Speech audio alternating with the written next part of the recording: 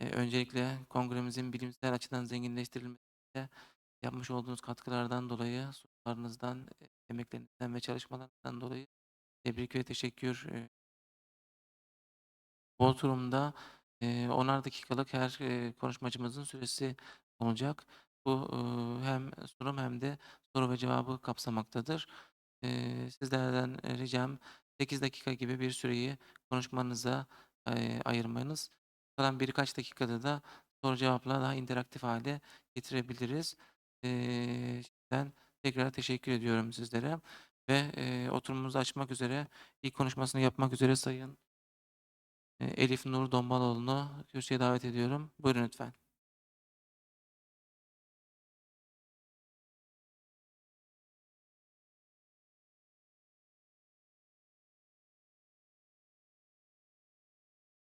Herkese merhaba. Erzurum Şehir Hastanesi'nden bipolar hastalarda yaptığımız çalışmadan bahsedeceğim. Bipolar hastalarda serum neurofilament, polipeptide ve onların bilimsel işlevleri üzerinden bahsedeceğim. Nörodejeneratif süreçler bildiğiniz bipolar bozukluk etiyolojik hastalık seyrinde etkili olabiliyor. Nörofilamentler bipolar bozuklukta akson hasarı ve nöropatolojik bir göstergesi olabilir. Bilgisayar tabanlı nöropsikolojik test bataryası olan CNS, bilişsel işlevlerin değerlendirmesinde kullanılabilen testlerden biridir. Çalışmamızda bipolar bozukluğun manik, depresif ve ötimik evrelerinde nörofilament hafif zincir, orta zincir ve ağır zincir serum seviyelerini ve bu seviyelerin sosyodemografik, klinik, nöropsikolojik işlevlerle ilişkisi, tabii bunu CNS aracılığıyla değerlendirmeyi hedefledik. Bipolar bozukluk etiyolojisinde muhtemel bir patofizyolojik yolak olan nörodejenerasyonun yerini araştırmayı planladık. Çalışmamıza DSM-5 kriterlerine göre bipolar bozukluk tanısı alan 18-50 yaş arası, 35 manik hasta, 35 depresif hasta, 35 remisyon hastası ve 35 sağlıklı kontrol dahil edildi. Hastalara sosyodemografik klinik veri formu uygulandı, klinik ölçekler uygulandı ve bilgisayar tabanlı CNS testi uygulandı. Bu yaklaşık 40 dakika, 1 saat arasında sürebilen bir test.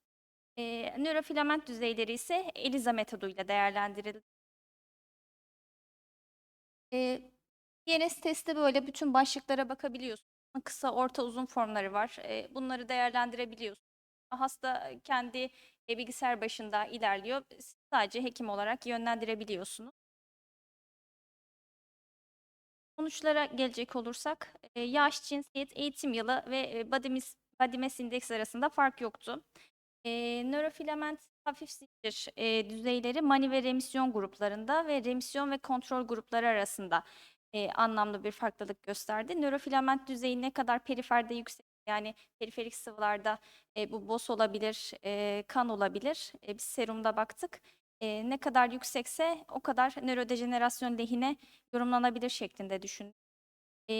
Orta zincirde mani ve remisyon arasında, mani ve kontrol grupları arasında, depresyon remisyon arasında ve depresyon kontrol grupları arasında fark tespit edildi. Yine ağır zinciri değerlendirdiğimizde de mani remisyon, mani kontrol, depresyon remisyon, depresyon kontrol ve remisyon kontrol grupları arasında anlamlı farklılıklar tespit edildi.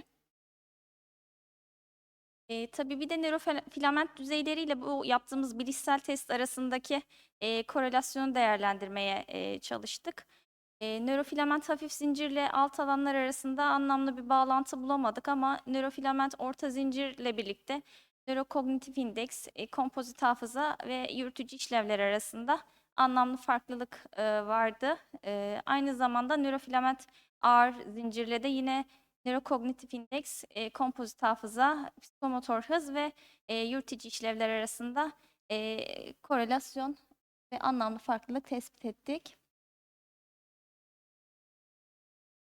Çalışmamızın sonuçları nörofilament seviyelerinin bipolar hastalarda aksonal hasarın bir göstergesi olabileceği ve bipolar bozuklukta nörodejenerasyon için bir belirteç olarak kullanılabileceğini düşünmekte. Bipolar bozuklukta gelişebilecek nöral hasarı belirlemede ve tedavi hedeflerini şekillendirmede bulgularımızın yol gösterici olabileceğini düşünüyorum.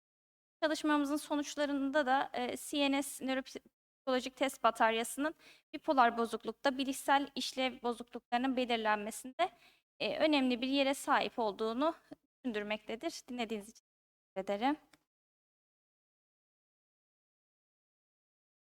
Sunumunuz için bir Elif Hanım. Dinleyicilerimizden sorusu olan var mı? Öncelikle teşekkür ediyorum. Oldukça kıymetli bir çalışma. Bizim kognitif disfonksiyonu ön plana çıkaran ve biyobelirteç ihtiyacımızı bir daha vurgulayan güzel bir çalışma oldu. Emeklerinize sağlık. Teşekkür ediyorum ben. Ben teşekkür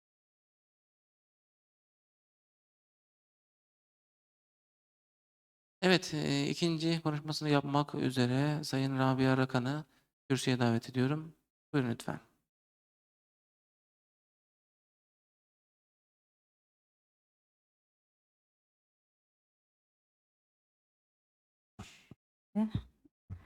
Herkese merhaba. Öncelikle kendimi tanıtayım. Ben Karadeniz Teknik Üniversitesi'nde psikiyatri asistanıyım. Psikiyatride 2. yılım. Bugün merkezimizde gerçekleştirdiğimiz retrospektif bir çalışmayı sunacağım. Ön verilerini sunacağım çalışmanın. Electroconvulsive terapi cevabının ön yordayıcısı olarak peripheral immün hücre belirteçlerini çalıştık. Öncelikle çalışmanın çıkış noktasından bahsetmek istiyorum. EKT hepimizin bildiği gibi depresif bozukluklarda oldukça etkili bir yöntem. Ancak maliyeti, anestezi gerektiren bir işlem olması, özellikle kognitif yan etkileri ve EKT uygulanan hastaların da yaklaşık 1/3'ünün tedaviye cevap vermemesi gibi nedenlerden dolayı aslında kişiselleştirilmiş bir yaklaşıma ihtiyacımız olduğu vurgulanmakta. Literatürde de bununla ilgili daha önce yapılmış çalışmalar bulunmakta. Bazı klinik ve biyolojik belirteçler, yordayıcılar ön plana çıkarılmaya çalışılmış. Biz burada inflamasyona odaklandık, inflamatuar belirteçlere odaklandık. Bunun nedeni inflamasyonla depresyon arasında güçlü bir ilişki olduğu gösterilmiş olması. İnflamatuar sitokinler depresif hastalarda sağlıklı kontrollere göre daha yüksek bulunmuş ve yine daha önceki çalışmalar şunu gösteriyor. Depresif hastalarda başlangıçtaki daha yüksek inflamasyon düzeyi olan hastalar antidepresan tedaviye daha düşük yanıt verme eğiliminde. Ancak bununla ilişkili EKT ile ilişkili çalışmalar oldukça kısıtlı. Bizim de aslında çalışmamızın amacı özetle bu diyebilirim. Acaba bu inflamatuar belirteçler EKT yanıtını öngörebiliyor mu? Görebiliyorsa da hangi inflamatuar belirteç bunu daha iyi diyor. Bunu aslında amaçladık. Hipotezimizde başlangıçtaki inflamasyon düzeylerinin EKT cevabını öngörebileceği ve başlangıçta daha düşük inflamasyon düzeyine sahip bireylerin tedaviye aslında daha iyi yanıt vereceği şeklindeydi. Hipotezimizi test etmek için kliniğimizde 2016 ile 2024 yılları arasında depresyon tanısıyla EKT uygulanmış 45 hastayı taradık ve bu hastalardan uygun kriterlere sahip 28 hastayı çalışmaya dahil ettik. Kriterlerimiz yetişkin olmak, DSM-5'e göre majör depresif episod tanısı almış olmak ve EKT için bir indikasyona sahip olmaktı. Dışlama kriterlerimize baktığımız zaman mental kısıtlılık, bir nörolojik hastalık, bilinç durumunu etkileyen bir hastalık, bir kafa travması ya da demansı olması, kronik inflamatuar bir hastalığa sahip olması ve yetersiz verisinin olmasıydı. Dahil ettiğimiz bu 28 hastanın başlangıçta hemogramlarını inceledik. İnflamatuar belirteçlerinin düzeyini görmek için nötrophil lenfosit oranı, platelet lenfosit oranı, ortalama platelet hacmi ve C-reaktif proteini burada aldık. Tedavi yanıtını belirlemek için madrası kullandık. Başlangıçtaki madras skorlarına baktık. Bir de tedaviden sonraki madras skorlarına baktık. Tedavi yanıtını da madras skorlarında %50'den daha fazla düşüş olarak aldık. Ve yine aynı hastaların klinik ve sosyodemografik özelliklerini de inceledik. Sonuçlara baktığımız zaman 18 hasta tedaviye yanıt verirken 10 tanesi tedaviye yanıtsız kaldı. Bu gruplar arasında yaş, cinsiyet gibi parametreler açısından bir fark bulunmamaktaydı.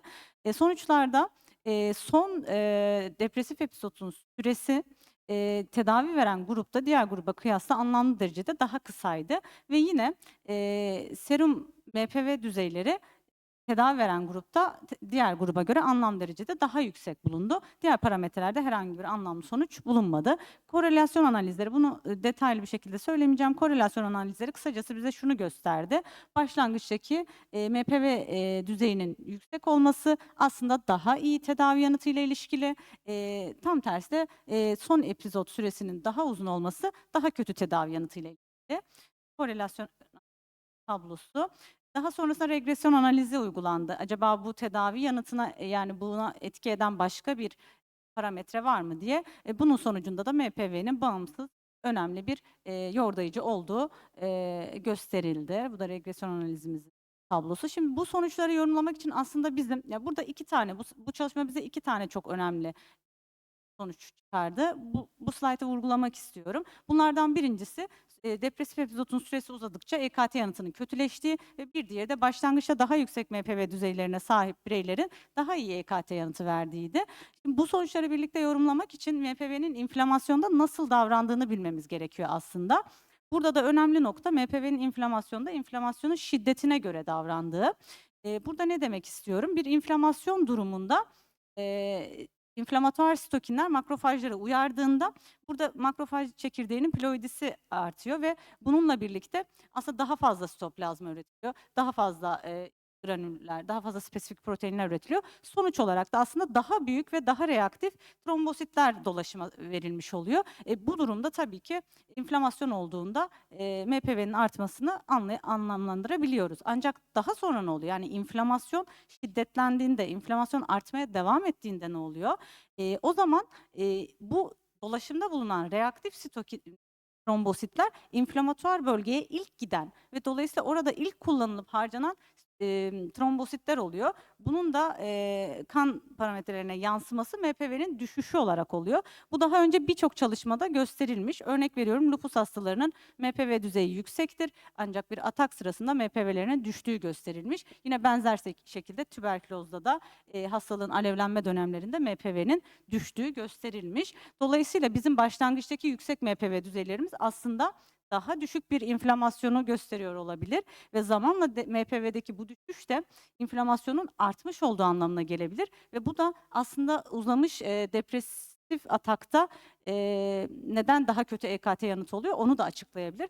Yani kısaca şöyle söyleyeyim, depresif atağın süresi düşüyor, inflamasyon artıyor, MPV düşüyor ve bunlar birlikte daha kötü bir EKT yanıtını öngörüyor diyebiliriz.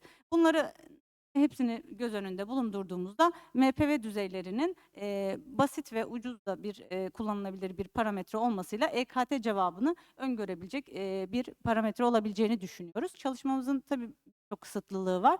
Bunlardan en önemlisi örneklem boyutu ve yine retrospektif bir çalışma olması aslında başlı başına bir kısıtlılık sayılabilir. Geçmiş verileri inceledik. İnflamatuar hastalıkları tam olarak dışlayamamış olabiliriz. Gelecekte daha büyük örneklem çalışmalara ihtiyacımız vardır bu konuda diyorum. Beni dinlediğiniz için teşekkür ediyorum.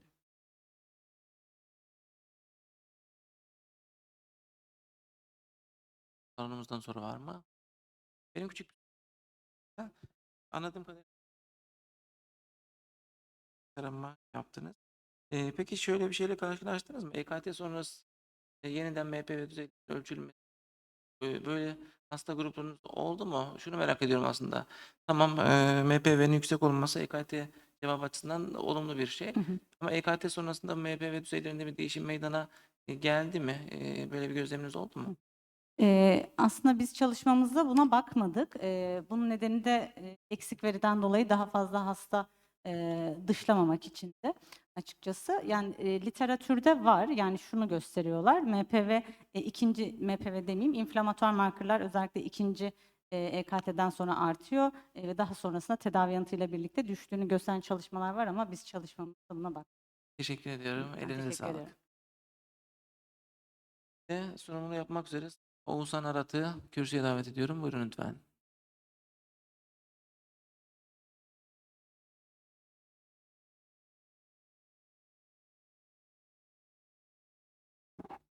Aydın.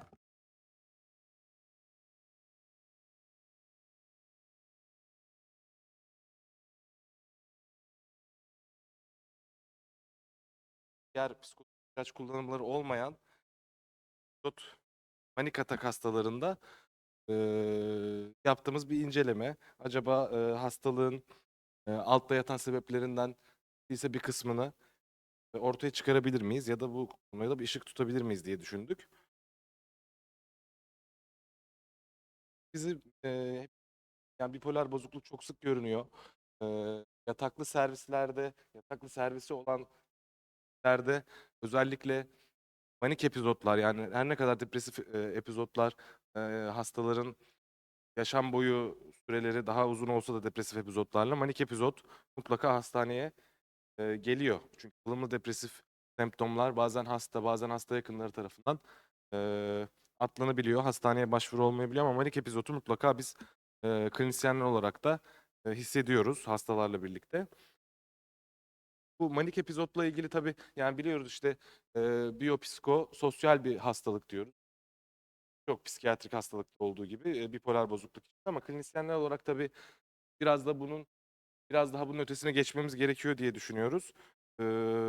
Biz bu çalışmada yani size bugün açıklayacağım konu daha çok inflamatuar altyapısıyla ilgili birkaç parametreyi inceledik. Bunları tabii tam kan parametreleriyle inceledik. Yani periferal biomarkerlar olarak geçiyor bunlar. İşte nötrofil lenfosit, platelet lenfosit üzerinden yürümeye çalıştık. Bunu neden yaptık? Tam kan sayımından kolaylıkla, hızlıca ve ucuz olarak elde edebiliyoruz bu sonuçları. Neden bu oranları tercih ettik? Literatürde gösteriliyor ki sadece nötrofile göre, sadece platelete göre ya da sadece beyaz küreye göre bu oranlamalar pardon daha spesifik ve inflamatuar yolaklarla ilgili bize daha çok fikir verebiliyor. Çalışmamızın amacı burada da yazılı olarak ifade ettik. Tabii literatürü incelediğimizde çok daha spesifik, çok daha özellikli biomarkerlar çalışılıyor. Burada esas amacımız özellikle ilaç maruziyeti olmayan ve hastalığın kronik etkilerinden henüz maruziyet görmemiş hastaları tercih ettik. Ya daha doğrusu araştırdık. Bizim klinikte toplam bu 5 yıllık bir geriye dönük tarama yaptık. 3.000'e yakın hasta arasından 69 tane epizot, daha önce ilaç kullanımı olmayan manik hastayı. Bunların yatışlarında zaten tam kan sayımlarından nötrofil lenfosit, platelet lenfosit oranlarını sağlıklı kontrol grubu hastanemizde çalışan gönüllülerle kıyasladık. Birazdan bir tablo gelecek sosyodemografik verilerle alakalı. Ortalama yaş 30-31 arasında görüldü ilk epizod manik atak hastalarında. Sonra erkeklerin daha sık olduğunu görüyoruz. Biz tabii hasta grubuyla kontrol grubunu cinsiyet ve yaş açısından eşitlemeye çalıştık. Eğitim durumlarıyla ilgili birkaç bilgi gelecek. Sağlıklı kontrol grubunda söylediğimiz gibi hastanemizde çalışan personelden, daha önce psikiyatri başvurusu olmayan, psikiyatrik tedavi öyküsü olmayan personelden. Sosyodemografik verileri görüyoruz. Daha çok hasta grubunun erkeklerden oluştuğu, evlilerin karlara göre daha az, daha çok lise ve üniversite mezunu hastalarımız. Tabii bu tezimizi doğrulamak için başta bahsettiğim gibi tam kan sayımından nötrofil lenfosit ve platelet lenfosit inceledik. Yanında tabii tam kan parametrelerini de incelediğimiz için aslında tez dışında da işte nötrofiller, beyaz küreler hasta grubunda daha yüksekti. Nötrofil lenfosit ve platelet lenfosit de daha yüksekti hasta grubunda, sağlık kontrol grubuna göre. Burada da görüyoruz işte ortalama 3.55 değerini görüyoruz. İstatistiksel olarak anlamlı bir fark bulduk. Hastalarla sağlıklı arasında nötrofil lenfositte. Keza platelet lenfosit için de aynısı geçerli. Biz bu çalışmayı tabii bu ön inceleme raporu gibi düşünebilirsiniz. Platelet albümin oranıyla da çalışıyoruz. Şu an burada bahsettiğim 9 hasta 100 hastanın üzerine çıktı. Bunları da değerlendiriyoruz. Ve beyaz kürelerde, nötrofillerde, lenfositlerde istatistiksel olarak anlamlı fark bulduk. Hemoglobin gibi, hematokrit pH gibi parametrelerde fark bulunmadı. Zaten bunlar literatürde çok fazla inflamatuar yolaklarla ilişkilendirilmiyor. Bizim burada söyleyeceğimiz şey her ne kadar periferik kan sayımlarında nötrofil lenfosit, platelet lenfosit oranları çok psikiyatri dışı hastalıklarda da ilişki olarak gösterilmiş olsa da inflamatuar yolakları ortaya çıkarma açısından yani nötrofil lenfosit, platelet lenfosit oranlarının dikkate değer olduğunu düşünüyorum. Tabii yani örneklemimiz biraz kısıtlı olabilir. Yalnız burada önemli olan bizim daha doğrusu üstünde durduğumuz konu daha önce hiç ilaç kullanımı olmayan hastalar tespit etmiş olmamız. Dolayısıyla burada özellikle bizim dışladığımız bazı kafa karıştırıcı faktörler var. İşte kronik ilaç kullanımı, hastalığın kronisitesinin tam kan sayımındaki inflamatuar biyomarkerlara gibi. Bu açıdan önemli buluyoruz. Bu şekilde. Sağ olun. Sayın Arat, teşekkür ediyorum. Evet, nöroinflamasyon son 20 yılın en hit konularından gittikçe de önemini daha bunu detaylı incelemiştik. Ayrıca örnekleminiz de oldukça kıymetli. Daha önce ilaç kullanmamış ilk olması teşekkür ediyorum. Çok sağ olun. Sağ olun. Sağ olun. Evet, bir sonraki konuşmasını gerçekleştirmek üzere şimdi de Sayın Merve Akkuş'u kürsüye davet ediyorum. Buyurun lütfen.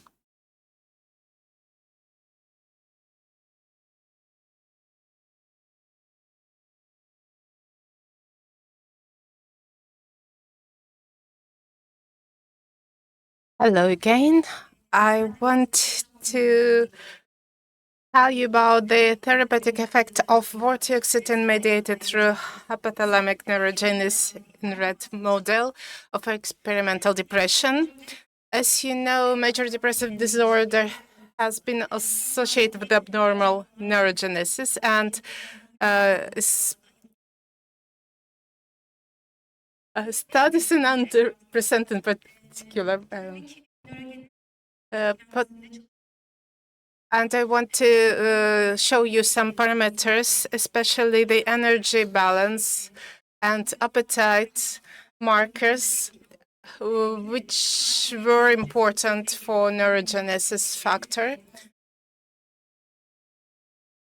So we have found evidence that depression impairs hippocampal neurogenesis and that this can be corrected with antidepressant treatments. And it is known in the literature, although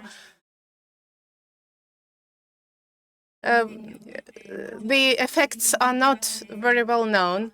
Antidepressants can reduce depression-like behaviors by increasing neurogenesis. When we check the literature, there are not many studies on this topic, and we were working on social dependence issue and how it affects the depression. That was the topic of our study. So I want to show you some pictures of our experiment. Excuse me. We have divided the for 4 groups, and in each group we had animals. We applied social isolation. The rats were isolated in cages, and they had no contact between each other. And so we did our evaluation during 15 days. Oxytocin was given to these rats, and later on they were evaluated. As a result, in the end of the experiment, we made the analysis, and here are the marks. So these are behavioral parameters. Here you can see In depression group, there was decreasing, and we saw that the oxytocin has worked, and during this experiment, oxytocin helped to decrease the level of their depression. We are talking about this, but I think it's better to see ourselves. So I have added a short video where you can see the rats.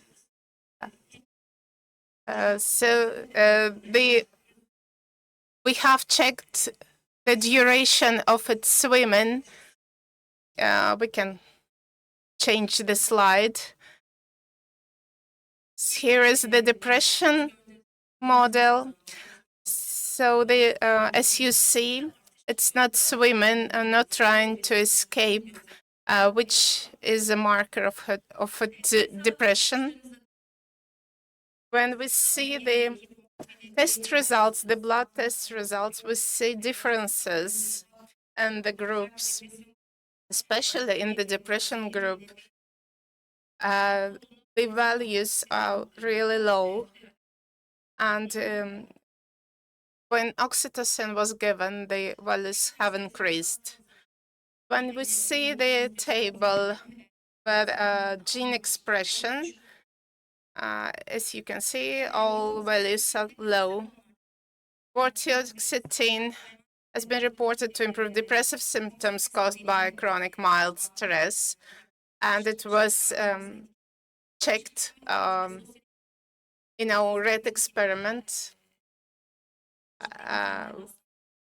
We haven't seen this in the literature, and as the result, we can say that the study we have performed was successful in this regard. And vortioxetine has been. So the study was conducted with a chronic mild stress depression model, and citrulline positively regulated both neural precursor cell formation and the survival of the neurons. And in depression model, the markers were increased. In our work, significant decrease in FGF2 and NPY gene expression of the hypothalamus of the animals of the D group. And our study is the first to examine the effects of the drug on hypothalamus neurogenesis in rats model in social isolation. And I'm sure that it will be an inspiration for further works. Thank you for your presentation. Are there any questions? It was a very interesting presentation and very interesting study. I felt like a student myself or young researcher. It was really interesting for me. Thank you. We have never thought about this aspect, and as I can see, you have great results, and you have filled the void in the scientific literature. Thank you. The next presentation, Merve Setenay Gürbüz, please come to the stage. The floor is yours.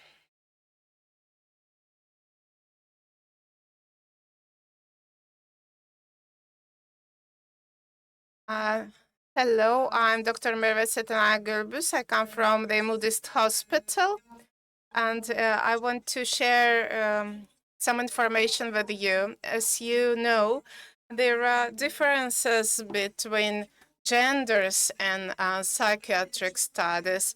And is there any difference in recovery time for these patients? And we have checked this.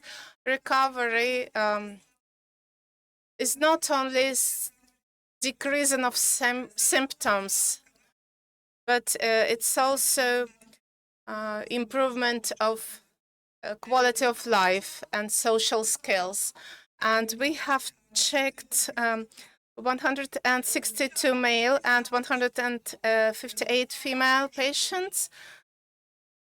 And we have we applied MOI measurement, which we use in our hospital, and I'm going to explain what it is. Our patients had all kinds of psychiatric disorders, and we we haven't discriminated.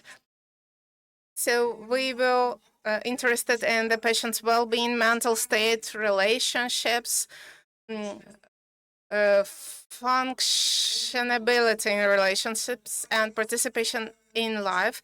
And we used patients' replies as measurement, but sometimes we also asked for clinicians' help in measurement. And there were 4 different measurements. The aim was to consider the quality of life and the well-being, the quality.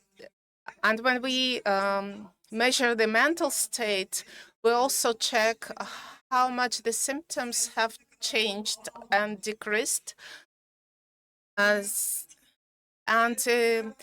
social involvement of the patient was measured. If there any improvement in the social behavior, MOI, it's still in the study stage. We used the Kessler psychological scale. So here you see the results. We have see that statistically, male and female all improve, but the speed of improvement is different. So women recover faster than male patients. What is the reason for that? And probably the women in their daily life sometimes face difficulties building relationships, but in clinical environment, they do it easier and respond quicker to the treatment. Male patients, it takes longer time for them to respond to the treatment. But when we haven't checked the patients on the basis of their disorders, it was like a whole group of patients. I believe that if we could do analysis for a longer period of time, there could be more precise results. Thank you. Thank you for your presentation and study. I have a short question. Yes, ladies first. And we do think a lot about this in our studies and work more about this.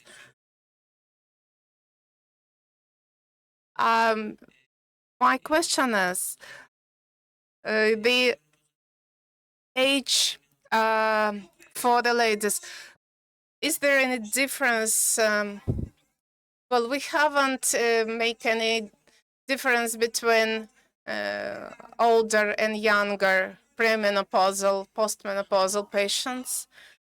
That was not taken into consideration.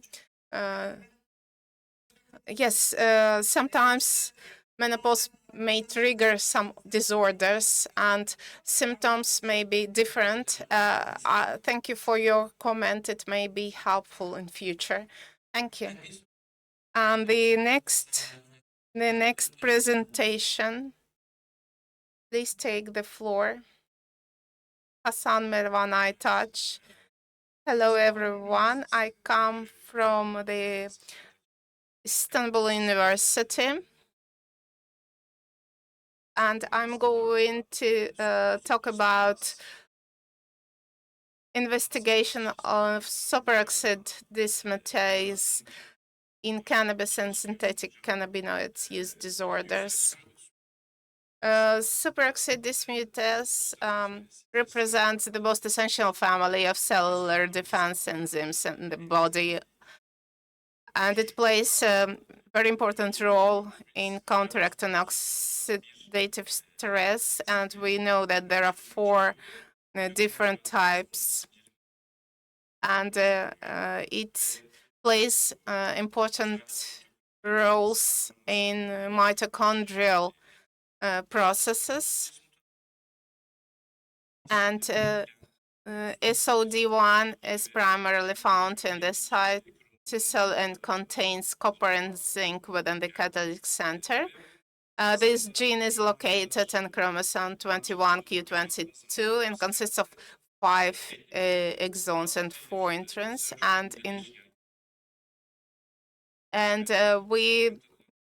We worked with schizophrenia patients, and especially it was emphasized that polymorphism is related with the genes which affect diabetes, gastritis, and gut diseases. And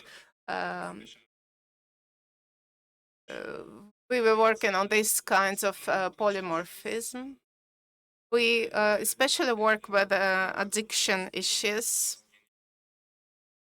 And when we checked if there was a study on cannabis in literature, we haven't found any. And it creates tenderness and central nerve system. And we checked our patients with cannabis use disorder and checked 25 gene polymorphisms. As the result, we saw that gene relations and also clinical picture and the general we checked 212 patients diagnosed with CAD who applied to our hospital, to Bakırköy Mental Health Hospital, and we created 150 Asian sex-matched healthy volunteer groups. So we had to be selective using especially the urine tests. And during 9 months of our study, we checked this 212 patients. The restriction endonuclease HL enzyme was used for digestion. And we checked the gene polymorphism with the control group, and comparison was done with between our CAD patients and healthy ones. Here you see the results on the table. As you see, the group with the cannabis use disorder and the healthy patients, especially the SOD1 gene group, is different from the others. And in the other groups, we have not found any differences. And when the clinical parameters with gene polymorphisms in any clinic parameters, there was no correlation on any relation between the groups. The genotypes the genotype with homozygotes were in different group, and again, there were no relations, correlations between the groups. In this study, we have discovered that 50 BP Insdel polymorphism is associated with the COD in the Turkish cohort. And we continue working with different patients groups of different genotypes, especially Deletion in SOD1 gene has increased in oxidative stress within the cell. And these individuals are more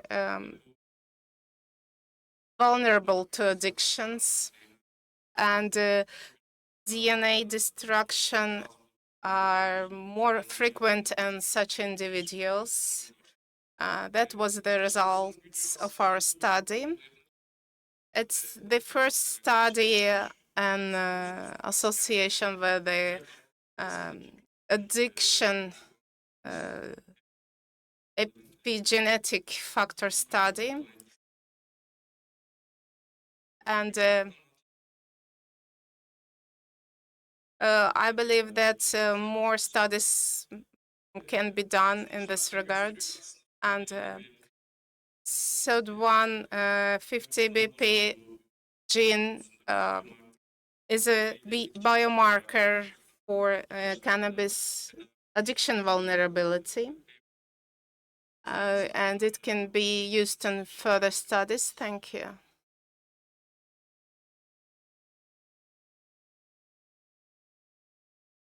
Thank you for your presentation. Thank you. I'd like to ask you some short questions. The first one, cannabis use disorder patients. Did you have any subdivisions in your study? We have done similar studies before, and in the literature there are divisions like cannabis, natural cannabis, and synthetic cannabis. And we, as you know,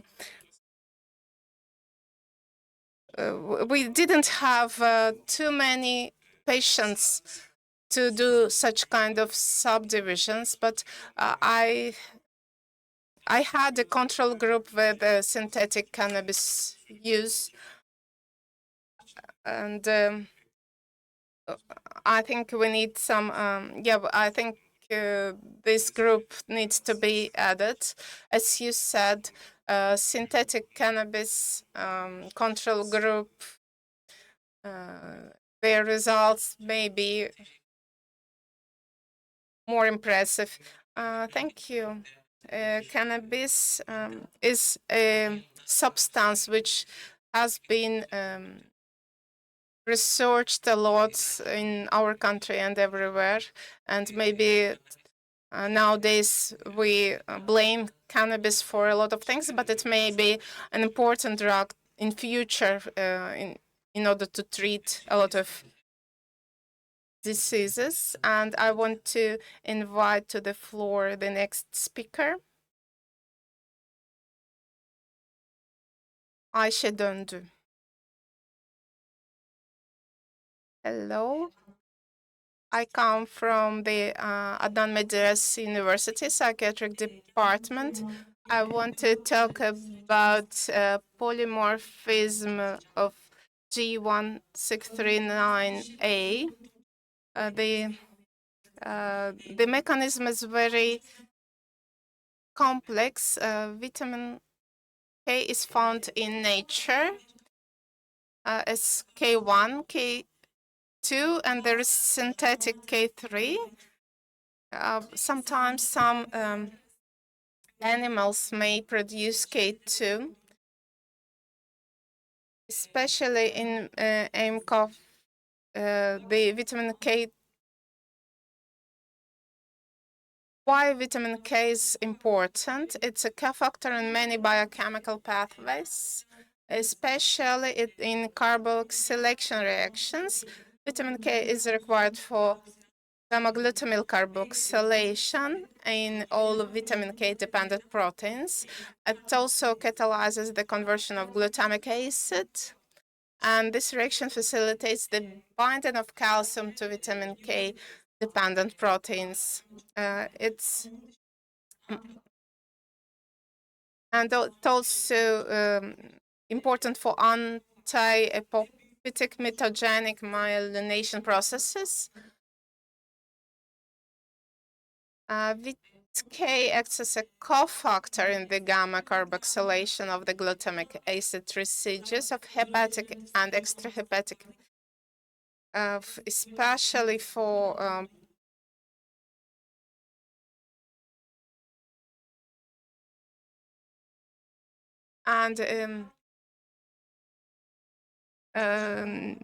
lately there were a lot of research and studies done concerning VK, and vitamin K especially important for impeding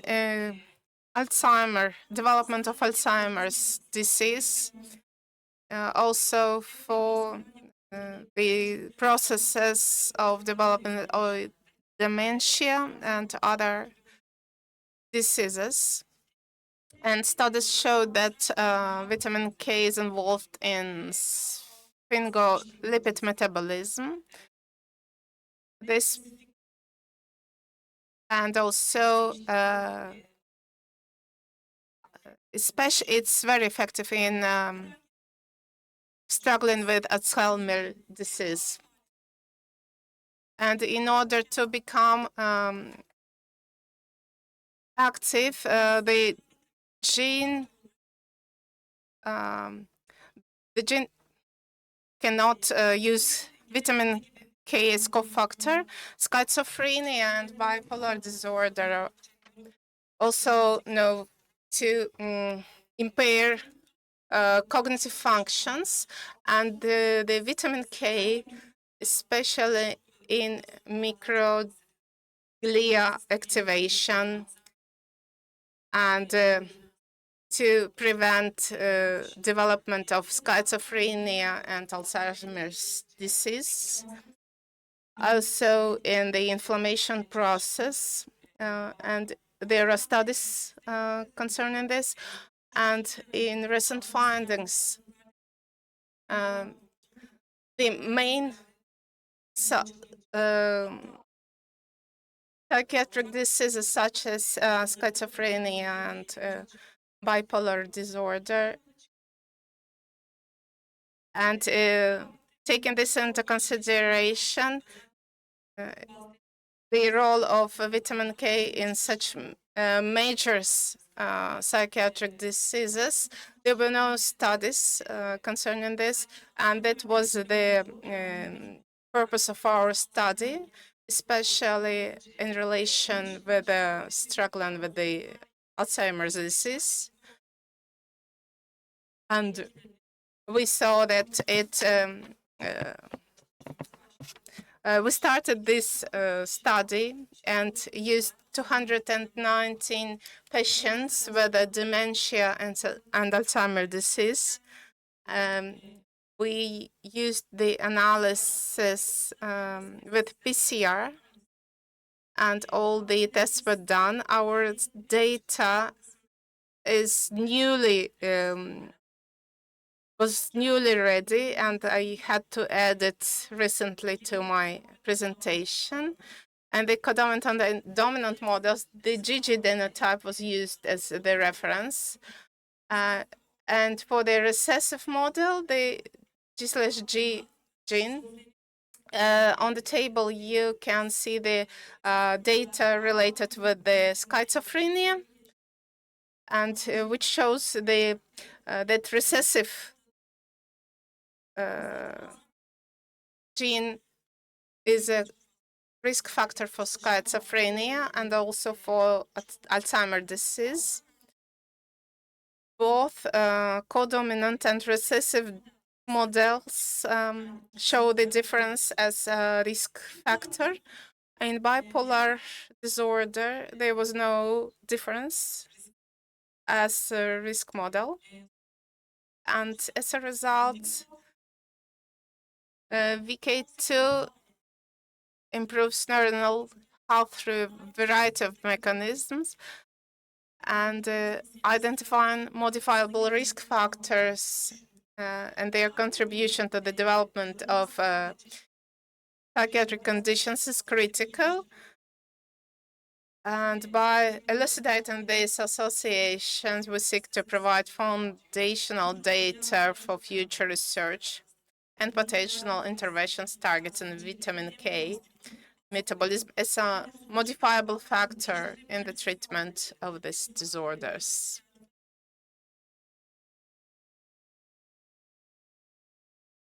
And we believe that it's also important for the treatment.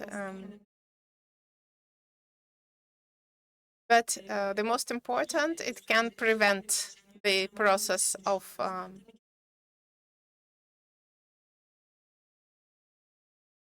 development of these disorders. Thank you. Thank you for your presentation. Vitamin K is very important in many processes, and that's why it may be crucial for psychiatric diseases as well. It was a great presentation and a great study. Thank you. And I would like to invite the next speaker to the floor, Zeynep Gültekin-Taş.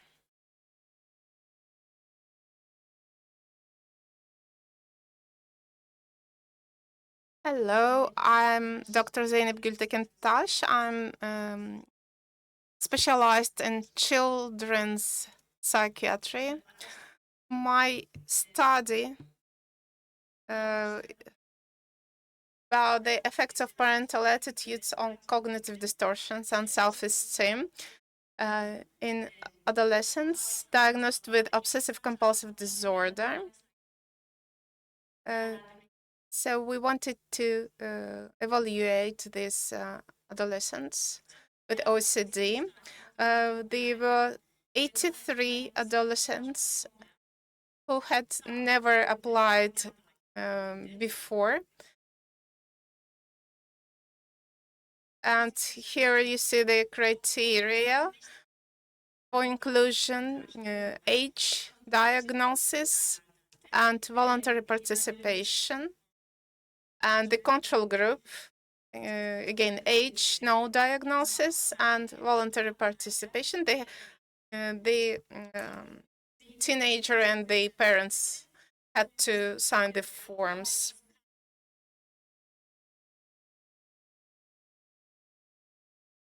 The control group, so the exclusion criteria, as you see on the screen. So there should be no psychotic disorder, bipolar disorder, or autism spectrum disorder. There must be presence of intellectual. There must be no presence of intellectual disability, and vice versa for the control. So for the control group, also the applied scales. KIDS schedule for affective disorder and schizophrenia present and lifetime version. Children's Yale-Brown obsessive-compulsive scale. It was applied during the interview with the family and the volunteer and filled in by the clinician.